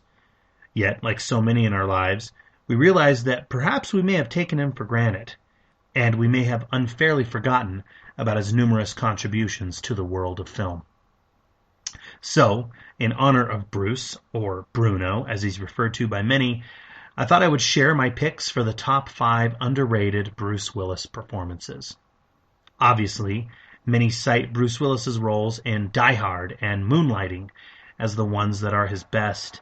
And yes, while these are roles that have gone down as being somewhat iconic, the man has done so much more, with over 144 acting credits to his name. Sure, I'd love to spend time swooning over the mean-spirited but ultimately fun Shane Black flick The Last Boy Scout, where Bruce played a surly private investigator embroiled in the world of professional football. I could also go on about how Die Hard with a Vengeance is superior to the original Die Hard film, as it has fun throwing John McClane around the streets of New York like a pinball as he frantically races to defuse a number of strategically placed bombs. But I won't. My time here is limited, so instead, here, in no particular order, are the best Bruce Willis performances that you may have seen, but have most likely forgotten. Number 1, Last Man Standing. In this flick, directed by the great Walter Hill, Bruce Willis plays a Clint Eastwood-esque man with no name, who steps into a 1920s town and plays two rival mobs against one another. It's a slightly updated retelling of the classic Yojimbo, only instead of swords and samurais, it's the Prohibition era, with dual guns blasting away. Featuring a killer cast, including Bruce Dern, Christopher Walken, Patrick Kilpatrick, and David Patrick Kelly, Last Man Standing is a wonderful throwback to the westerns of yesterday. Number 2, Mercury Rising. From 1998, this tends to get a little maudlin, and it's received a lot of critical hate over the years, but I've always admired how strong the performances are. Bruce plays a cop who must protect a young autistic boy after he cracks a secret code. Alec Baldwin plays the leader of the shadowy government group who is after the unlikely duo. Anyone who enjoys the interplay between Bruce and Haley Joel Osment in The Sixth Sense will most likely see a similar interplay here as well, which actually came prior to The Sixth Sense. Number 3, The Kid. Released by Disney in 2000, it's on the record that Bruce did this film out of a contractual obligation with Disney. But it's a truly heartwarming story. Bruce stepped out of the action genre that he found himself somewhat pigeonholed into over the years, and plays an uptight image consultant who teams up with an 8-year-old version of himself in an effort to get a second chance at life. Like Mercury Rising, Bruce is sometimes at his best when he has interplay with young children, and the results are fun, charming, tragic at times, but also a delight to see. Number 4, The Story of Us. Directed by Rob Reiner, Bruce Willis and Michelle Pfeiffer craft the ups and downs of a marriage. It may not put the concept of marriage in the best light, but it also doesn't hold back. And it's also a treat to see Bruce stepping out of the action genre and really delivering his acting chops. This was made at a time when actors could successfully move back and forth between genres with moderate success. Studios took chances then, and so did plenty of actors. And number 5, 16 Blocks. This, folks, is one of my favorites. Bruce plays a burnt-out detective who must protect a witness and get him to the courthouse on time. Standing between them, 16 blocks of crooked detectives on the mean streets of New York. Directed by Richard Donner and co-starring Mos Def, 16 Blocks is a tour de force of acting and directing talent that is thrilling from beginning to end. So there's my picks, folks. You may disagree, but there's no denying that a piece of Hollywood will be absent now with Bruce Willis's retirement. Very few other stars have exuded the same kind of charisma, cool, attitude, and charm that Bruce Willis is known for. And while he may not necessarily be gone per se, each one of his performances, including these, stand out just a little brighter. I wish Bruce Willis nothing but the best and hope he enjoys this stage in his life as he relaxes with his loved ones. Bruce, you can rest assured that you have left a stamp on a variety of cinematic genres that will not be forgotten. This has been Sean from I Must Break This podcast. Thanks for listening, and I'll talk with you all next time. Evan Moody, Andrew Guthius, Nothing Worthwhile, Van Damme It, a podcast about Jean-Claude Van Damme. We are part of the last of the Action Heroes podcast network. Not talking about Jean-Claude, getting a few quick thoughts on the recent news for Bruce Willis. Andrew Guthius, my partner for the past few years, grew. Bruce Willis has been shielded reportedly by family and friends. About a week ago, news came out that Bruce has been diagnosed with aphasia, a condition that causes loss of the ability to understand or express speech. and Bruce Willis and his family came to the quote-unquote difficult decision that he could no longer work. Andrew, thoughts on the news of Bruce Willis? Tragic in several different ways. First and foremost, his health. It's very sad to hear that he's ill. And tragic for his fans like us, because we are losing one, at least for now or for the foreseeable future, we're losing someone we have admired so much from even before he became a world-renowned superstar. We loved him on Moonlighting, on TV, and for someone, at that time, for someone to make the jump, the incredible successful jump from TV to movies, which he did, they were not exactly a dime a dozen. Many people tried and failed, and Bruce made it. He had a couple of films, I think, before Die Hard. He did a movie called, his first movie was Blind Date, which is a Blake Edwards movie. I think that movie's hilarious. I think he's great in it. It's something that I watch every now and then. He did a movie called Sunset with James Garner. He played the silent screen cowboy Tom Mix. And I think then there might have been one more in there, I'm forgetting, but then came Die Hard, and that solidified him as a bona fide movie star, and he never really looked back. Of course, he had, like everybody, they have ups and downs over their careers, a lot of clunkers, but a lot of hits as well. The Die Hard franchise we talk about, Armageddon, The Sixth Sense, even movies like 12 Monkeys. He was really good in, and he was the kind of guy who's like, when he wanted to be great, he could. And like you said, the last few years he's been sort of doing these direct to whatever movies, and it seems like now sort of we have like an explanation for that. Maybe he was trying to line up his finances. Maybe either he knew shit was going bad, or he really didn't know what he was doing. I've read some things about that, but either way, Bruce Willis is one of the all-time greats, as far as movie stars go. Seems like a really fun guy, and I hate to think that he's suffering, that he's ill. That's the real tragedy here. So hopefully, I don't know a lot about the condition. It might be degenerative, although maybe there's treatment. Maybe we're not saying, maybe this is, see you soon. I hope that's what it is. I hope it's not goodbye. But God bless Bruce Willis, because he deserves that and more. This was supposed to be a quick, well, he just told me before we started recording, we'll make this one quick. I didn't. And then Bruce Willis, and watching the clock spin, and Bruce Willis. I thought this was a two-man conversation podcast. Well, you certainly laid out quite a bit of stuff on Bruce Willis. I think of two things when I heard the news. I am always sad, and I don't care if you're a multi-million-dollar actor or a high school janitor. Whenever somebody's hand is played and you have to say goodbye to something you love before you're ready to say goodbye, that always saddens me. I think the truest form of freedom is being able to wake up and say, you know what, today I don't want to go on this set, and I'm going to say goodbye, and I have the finances or the means or whatever it is to say goodbye. So I'm sad for Bruce Willis in the sense that his medical condition forced his hand, and perhaps he's saying goodbye to acting before he's ready to say goodbye to acting. In terms of his career, Andy laid it out there really, really well. I think of, a roller coaster of a career, a lot of high marks, like you mentioned. Obviously, the Die Hard franchise, Pulp Fiction, The Sixth Sense, 12 Monkeys, films like that. And, of course, there's a lot of clunkers in there.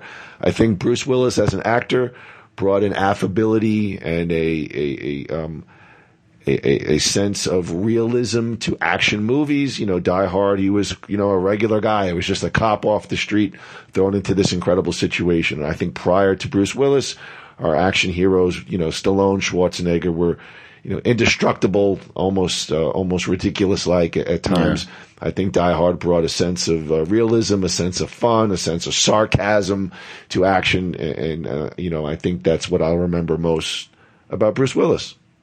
Yeah, me too. So yeah, Godspeed. I just, like I said, like we keep saying over and over again, the next 10 years are going to suck. We're seeing our heroes become human. But hopefully, like I said, this is a temporary thing. Yeah. That's what I'm hoping. That's all we can do, really. Yeah, I don't think medical conditions like this are temporary. Yeah. They're saying that perhaps as early as 2017 he had cognitive decline, and they had people helping him around on movie sets and things of that nature. But yes, I hope he gets treatment. I hope, obviously, his overall health and well-being is most important. And I'm curious to hear what the other fellows on the Last of the Action Heroes podcast network think about Bruce Willis. As you said earlier, I'm sure we'll mine Bruce's career and take a look at some of his stuff in long form. But we here at Nothing Worthwhile, Van Damme, wanted to give some thoughts on Bruce Willis. And thank you very much. And we'll see everybody soon. Thank you. The outstanding lead actor in a drama series is Bruce Willis for Moonlighting. Bruce Willis adds this Emmy to a People's Choice Award and a Golden Globe Award. His other television credits include Miami Vice and The Twilight Zone.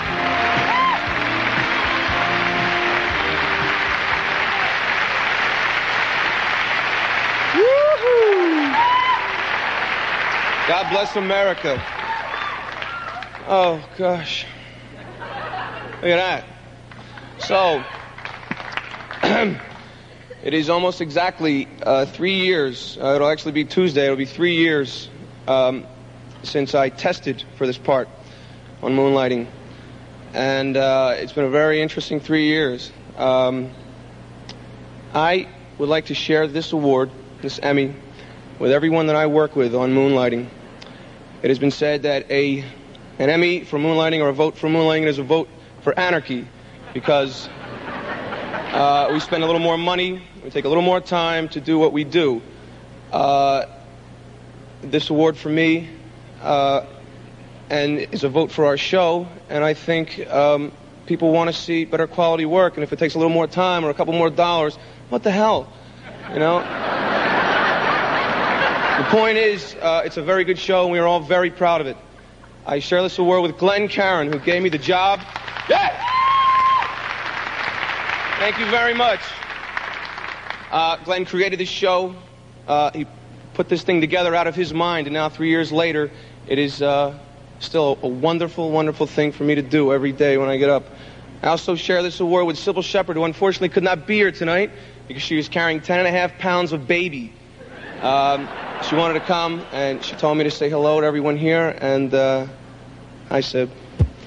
I would also like to thank all the writers and all the people who work in that blue building over at Fox. It would be very, very difficult for me to do my job without the wonderful writing of Roger Director, Glenn Caron, Chick Egley, Ron Osborne, Jeff Reno, Karen Hall. I would also like to thank Jerry Finnerman, a wonderful, wonderful cinematographer who unfortunately was not nominated for an award this year, but for the past 3 years has given us an incredible look on our show. I'd like to thank my mom, who right now is in the hospital recovering from surgery. Where's the camera? Ma, what's up? Look at this. Good. Weighs about 4 or 5 pounds.